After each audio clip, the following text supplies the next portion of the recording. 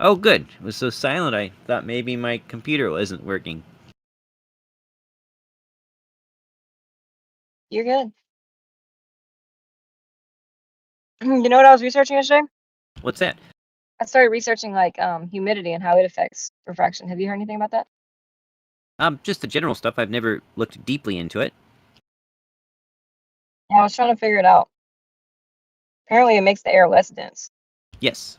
Um, gaseous water is less dense at a given temperature and pressure than air is, slightly. So it could cause air to rise, even though that air was the same temperature. It would make it the average weight or density would be lighter, and so it would cause that humid air to rise.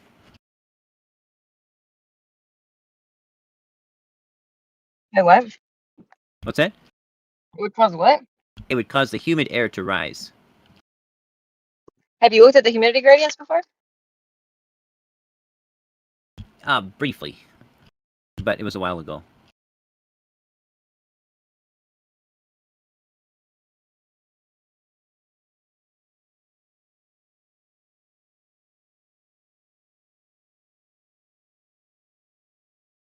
Yeah, it looks like it. Um, let's see. Increases in grams per cubic meter gradually till about 5 kilometers of altitude, then starts dropping rapidly and drops to eventually on a bell curve almost to pretty much to zero at 20 kilometers height. I just looked up a chart. So what would that do?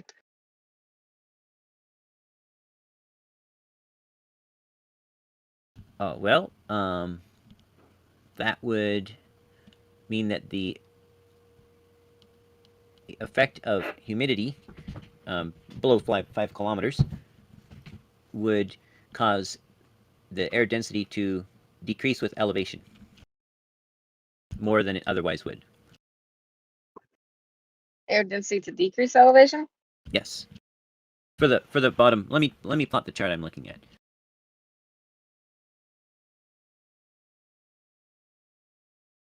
I put it in the live stream one, and I will damn it to you if that's more convenient. There.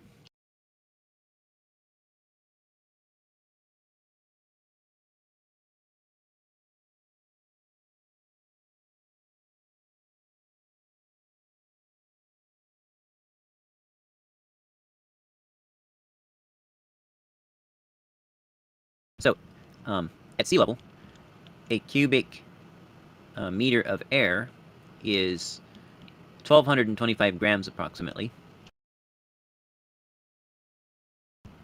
and at sea level, it's also Hey, a I little. didn't hear what you just said because my Discord glitched.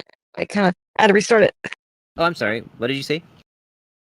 Can you repeat everything you just said? I missed it all. Oh, sure. I gave you a diagram in your DMs and in the live stream one text chat, and that's what I'm So the looking at. density is lower. If if the percentage of um, gaseous water is higher, then the density is lower at a given temperature and pressure.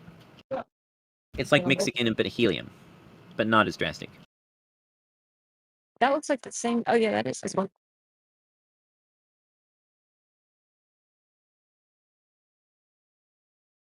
So below that knee near 5 kilometers of altitude, the effect Wait, can would you be. repeat that one more time? What's that? How would that affect how things look? This would make things appear refracted upward, appear higher than they were. If the Are we assuming the humidity is higher on the ground? No. According to this chart, which I just found by Googling, because I've never measured this myself, but they do send weather balloons up probably multiple times a day, or at least once a day in hundreds of cities around the world. So I'm assuming there's good data behind this chart. But anyway, Right. according to this chart, the percentage of water increases with elevation below 5 kilometers.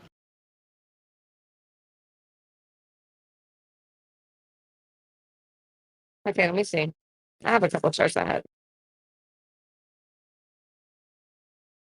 Is there a link? Oh, let me get a link.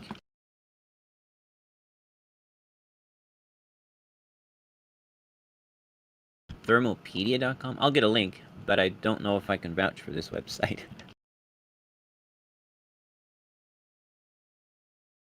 There, I put a link in the chat.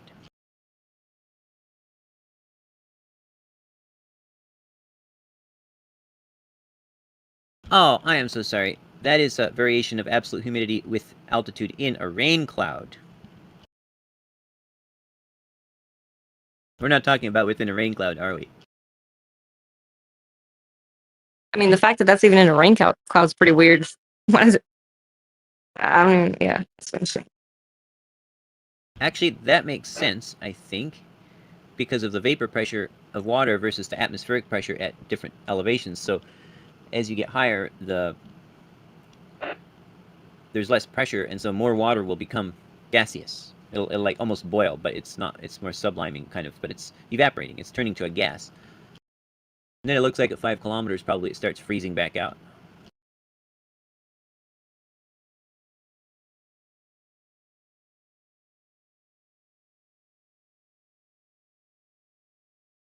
Let me see if I can find a real, what we're looking for here.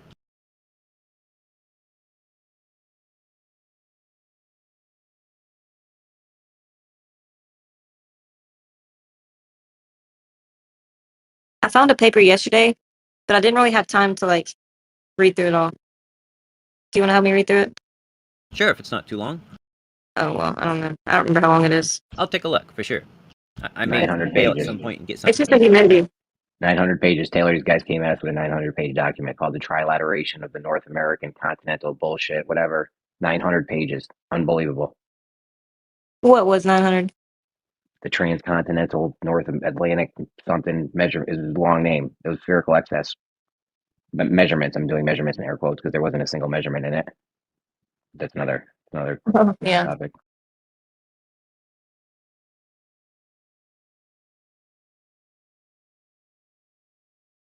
When you really get down to it, these guys literally have nothing. It's pretty bad. The amount of stuff they have. Like, I came into this, I was like, damn, these guys got this and that. And when you get right down to it, it's like, they really don't have anything. If they did, I wouldn't even be here. All right, got your link, Taylor. By the way, that thing is called the Transcontinental Triangulation and the American Arc of the Parallel. That's what it's called, that document. Yeah, 900 pages of no measurements. Not a single measurement in that whole freaking thing. Unbelievable. Yeah, we went through like the whole thing for like, what was that, like a month? We went through like tons of it. Multiple times, yeah. Witsit did a bunch of stuff on it. Yeah, that was like for a few weeks there at least. That was a hoopla. That was a rigmarole. I don't know. Find a good word for that and we'll put it in later. This is the document, by the way. I just posted it for anyone who wants to. I know that It was wasn't so- really. I know it wasn't really a topic though. You guys can carry on with whatever you want. Yeah, oh yeah, go ahead, my bad.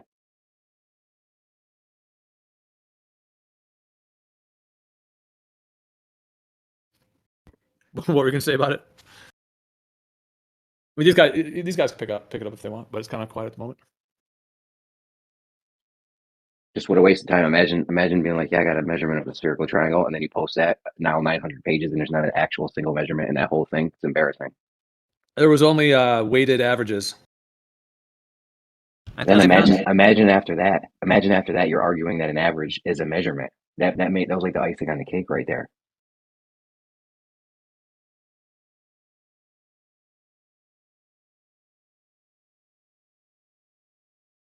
It's a lot easier to fudge when you don't give your actual direct measurements. You just give or observations. You just give like a weighted mean.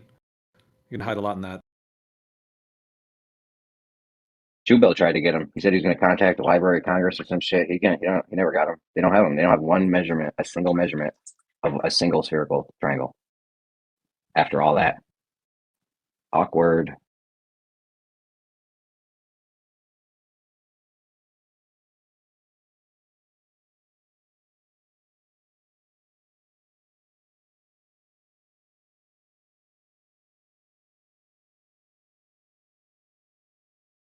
You don't have no measurements. You made a mess out of physics. You run around doing all kinds of bullshit pseudophysics. It's weird. This guy don't know what's moving when he drops something. I mean, I don't know. What do you do with that?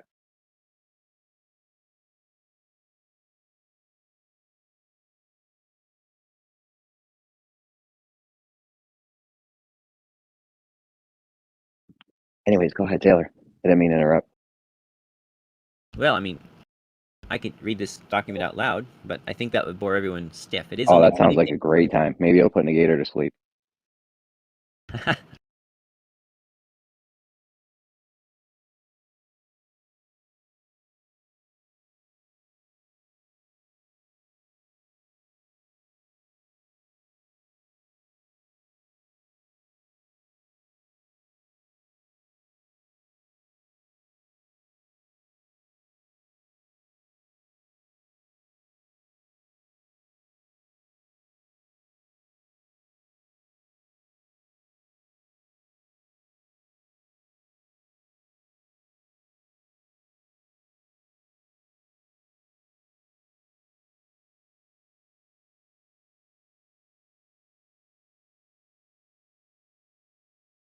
It's so funny. You guys act like you're doing geometry with dip angles and shit. What about when it's concave and the horizon's above you? Then what do you do?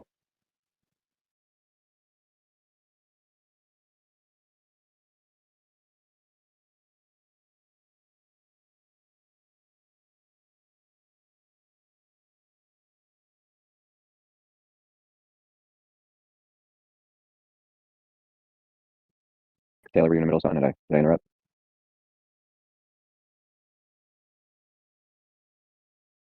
Did you watch the videos I sent you? Those are bangers, right? Those are 3 bangers right there. That's top notch stuff.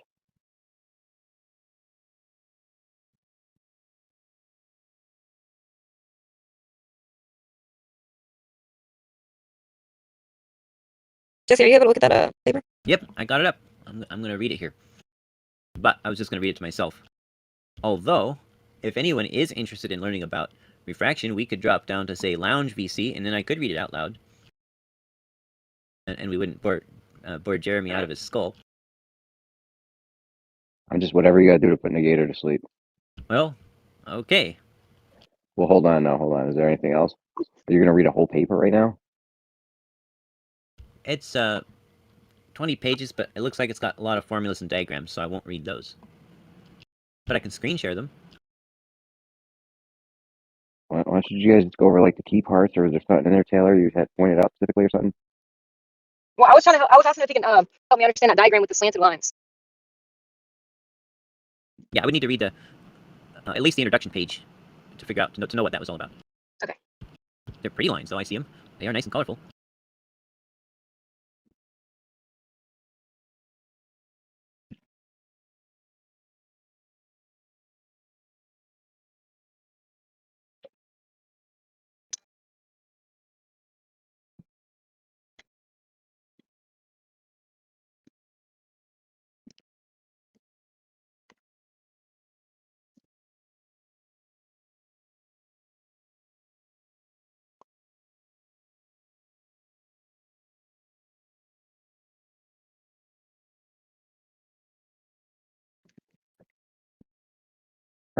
The second law, like the second law of thermodynamics of gravity. You know what I mean? Something else could be happening where the thing's not happening that you think should be happening because there's something else at play. You know what I'm talking about, Taylor? Yeah, I definitely know some. I mean, I think that even the things that play a really significant role that aren't being accounted for. Yeah, before Rumpus, there was this guy named the Rumpus who was in this arena. He was a pretty big glober. And he said, he's like, in order to measure refraction, this was even according to their own standards, which this isn't even really a measurement of which way the light's bending. But anyways, in order to measure refraction, this is what the Rumpus said. He said you'd have to measure in the optical corridor, above the optical corridor, and below the optical corridor, temperature, pressure, and humidity at multiple points all throughout all 3 of those areas. Definitely not a weather balloon from like 50 miles away on some Ruhip shit. Definitely not that. That is not the way to do it at all. Yeah, absolutely.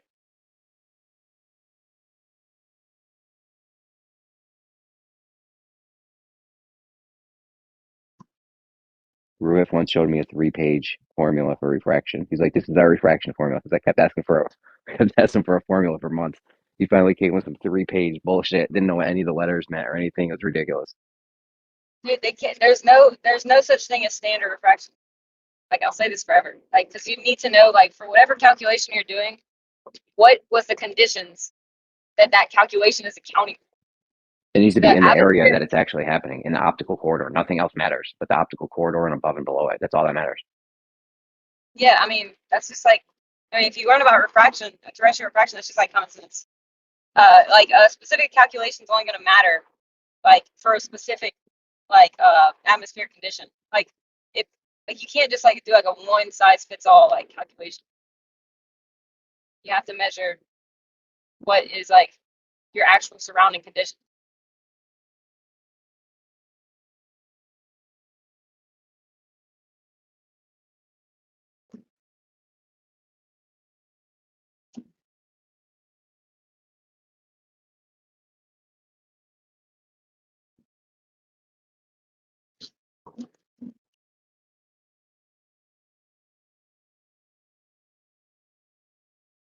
Yeah, last night I was reading a bunch of papers about it.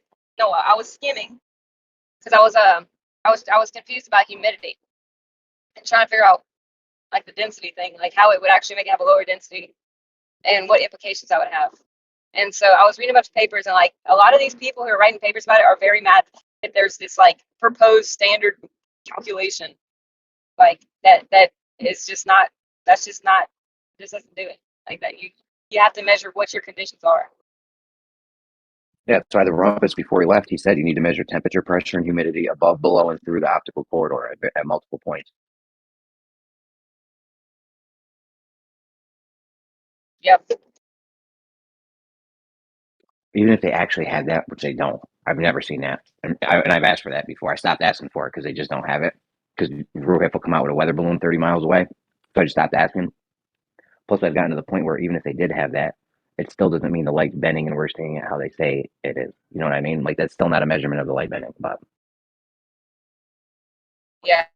And I mean, I've argued to RUHIF that the weather balloon is not relevant because that is off the ground. And if you're on the ground, you're going to have that. There was a word yesterday, like for the surface of the earth is basically warmer. And I think they call it like thermocoupling or something. And this is like what causes evaporation. And, if you're going to do a weather balloon and you're going to say that these are the refractive values for the weather balloon, then my first question would be, well, what are the conditions for the weather balloon? And then are you on a weather balloon, when you're doing your measurement? no, I heard you going through that a little bit. RUHIF, that shit was hilarious. Are you on a weather balloon? I know. What the fuck? Yeah, that'd be kind of hard to get plumb on a weather balloon, but or like in a hot air balloon, for example. That might be more practical. These guys don't even know if plumb lines are plumb. Are you familiar with the Schehalian experiment? No. Oh my God! You get near a mountain, they say plumb lines aren't vertical, but they'll say that is vertical, but it's off of where it should be, and they line it up with a star or some shit. I don't know. No one could even tell me how it was done. Rumpus probably came the closest telling me how it was done, but yeah, they say plumb lines are bending or Yeah, because the tilting or swerving. gravity from the mountain. Yeah. In some cases, yeah, I've heard about that.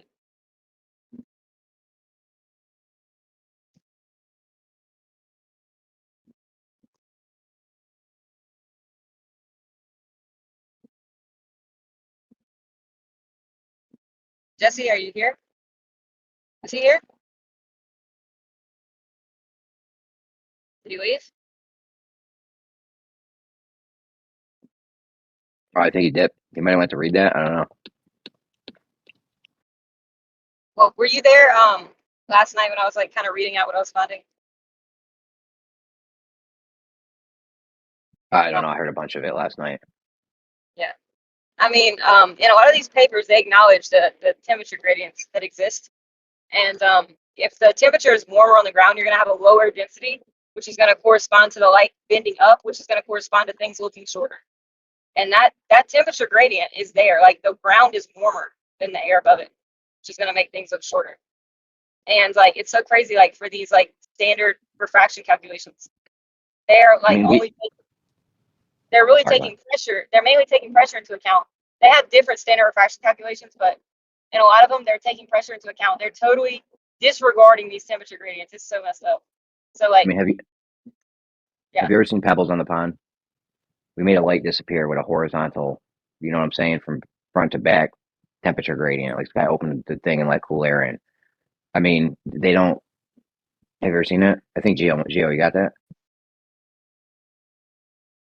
no, I haven't. Sky Freeze done it. Pebbles in the Pond did it. Like, you can make a light disappear without even moving anything. Just Well, no, change the. did you look at my Theodolite pictures the other day? Like where a whole building appeared out of nowhere, and I was in the same height and location, and then over time throughout the day. Have you like heard about the papers I brought up about how things consistently get shorter throughout the day because those temperature gradients are more profound, and that's expected to happen. Like we expect things to get shorter if the temperature gradients that are normally there are there. Okay, and these temperature gradients are consistent. This is why whenever we measure these mountains, like in the papers that I've shared with you guys, like we can actually watch the mountains get shorter every day, and then every night they go back higher because those temperature gradients even out. This is not a And there's conspiracy. supposed to This be is less. well documented. If there's supposed to be less refraction at night, and the less refraction is making them get higher, meaning the more refraction is making the thing sink. That's where we need it to be. Yeah, the refraction, like temperature, is one of the biggest factors in terrestrial refraction. And it's not necessarily the temperature itself, it's a temperature gradient. And I have many papers showing these temperature gradients along the ground. And then this one paper I had yesterday that I shared actually showed that if you have a temperature gradient of 0.06, then you're going to have like these this droppage. And this gentleman argued that if you have a temperature gradient around 0.06, basically in or decreasing as you go higher, then you're going to see similar curvature rates to the Earth, from what I recall. Now I do need to look over that paper again, but yeah, he was just saying like if you have, and actually other papers were too. If you basically have a temperature gradient that exists, you're going to overthrow that pressure gradient, which they say is going to make things appear higher. It's very easy to overthrow just with a slight temperature gradient. They're totally disregarding this, and those gradients, they're measured to be there every day. Even at night, the ground is still warmer than the air. And so we're going to actually expect that to happen. But then whenever they account for refraction, they say, oh, well, things are supposed to be higher. And then like multiple papers I was reading yesterday was talking about how this is BS. Like they're like, dude, like why aren't they like taking this into consideration? If things are caused, if terrestrial refraction is mainly caused by temperature and those gradients, and then we can measure these gradients steadily here every day, then why are we not assuming that things are going to, be shrinking, assuming that it's going to behave like normal? We should be, but yet for the standard refraction calculations, they assume things get taller. I wonder if Yep. there's any synchronicity to that timing on that optical phenomenon that you're talking about with the mountains getting shorter and taller compared to the tides. I don't know. It just feels like maybe there's some type of connection there, correlation. Well, it's just optical. But yeah, I don't know. Yeah, no, I'm not saying like, I know it's not physical, but I'm saying I wonder if the timing when it happens has any correlation to the timing on the tides. That'd be interesting. Yeah, around 2 to 4 p.m. the mountains are the shortest. Around 3 to 4 a.m. they're the tallest. This was measured like every night in this peer review paper that was like trying to model out. Basically, the paper, what they were trying to do is make an AI model for refraction where they can basically look at the temperature, look at the pressure and the humidity, etc., and then actually track the mountain peaks. They were tracking the peak of the mountain, and they were trying to like kind of link them up. At the end of the day, pretty much every paper that tries to do this says like it's way more difficult than we can even predict. It's hard to even make, like they had trouble even making a model for it. Like I think that at the end of the day, they said that they weren't able to. They could predict it somewhat, but there is always like that variation, just like anomalies, But it's really hard to measure and map and calculate refraction. It's very difficult. And yeah, so they actually watched this consistently happen throughout the day. The mountain would get shorter. That was consistent daily, every day. No, I don't hear many people actually talking about this, but I mean, it'd be coincidental not to like call people out or nothing, but I know this is like one of Jesse's big arguments. I wonder if there's a coincidental time on when he made those observations himself, if it was between 2 and 4 p.m. Well, yeah, and I told him, I said, look, you need to go do like a 3 a.m. measurement. I tried last week, and I didn't establish my horizontal zero, so I wasn't able to figure out which building was which. So it kind of failed just from my experimental error. Like I got the vertical level and everything, like measuring the vertical elevation. But I know you never think to get like a horizontal number two, just because like we're not measuring that, we're measuring the drop, we're not measuring how much it moves to the left or right. So I didn't get that, and then whenever it came to daytime, I'm like, okay, wait, which building was which? Like there's a lot of lights across, like yeah.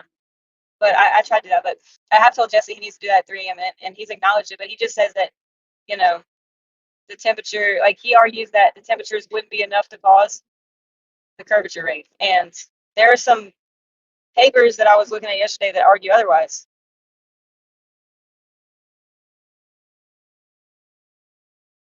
Paper I'm talking about, it was kind of like a little book that I'm talking about, was actually a mathematician advisor to the people who did the Great India Survey. I'm sure you guys have all heard the Glover's reference that survey, because that's what they'll use to say that we can accurately get things at a long distance because they were able to accurately measure Mount Everest and stuff from the Theodolite. I'm sure y'all have all heard that argument. But yeah, the guy that I'm referencing took part in that India survey. Dude, did Jesse really dip out? Like, was that pretty good?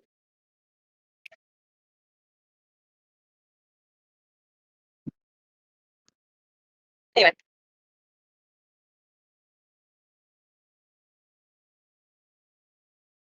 Reading all these refraction papers, but I did get a lot of them down, and once you actually start learning about it and you look up terrestrial refraction and temperature gradients or humidity gradients, for example, you'll see just how profound these things are and how they're not accounting for them at all.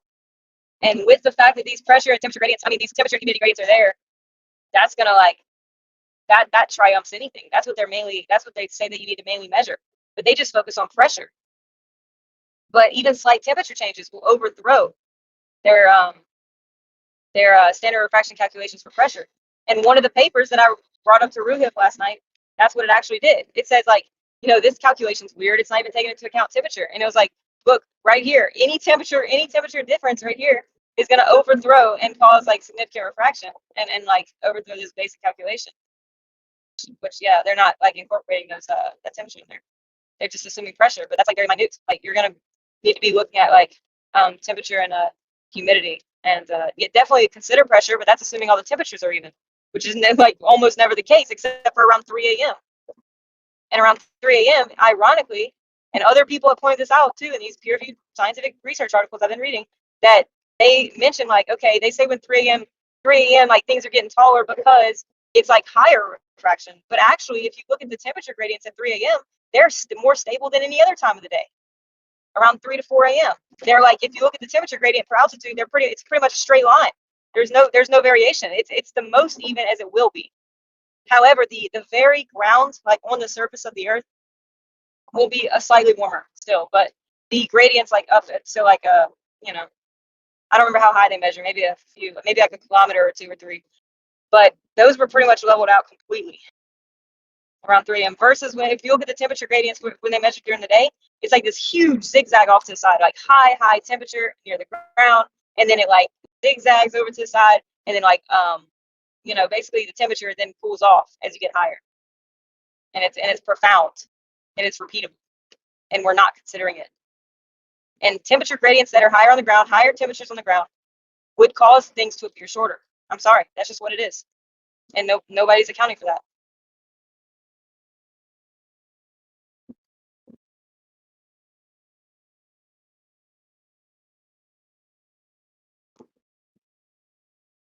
And they're going to be over here worried about like a plumb bob being a little bit crooked because of mountains gravity. Well, bro, like you're like, what's it called? Like straining gnats and letting camels through. That's the saying I've heard before. Like you're trying to take a speck out of your friend's eye when you have a log in your own. That's like insignificant, you know what I mean? Like worry about the significant things, And I figured out quickly that it wasn't just me who was actually frustrated about it. These other people who are writing papers on it are also frustrated and very highly confused as to why they're not accounting for these things, because these are the most important things. Crazy, dude. It's almost like they're doing it on purpose. I don't know. It's pretty weird to me and weird to other people. So, yeah.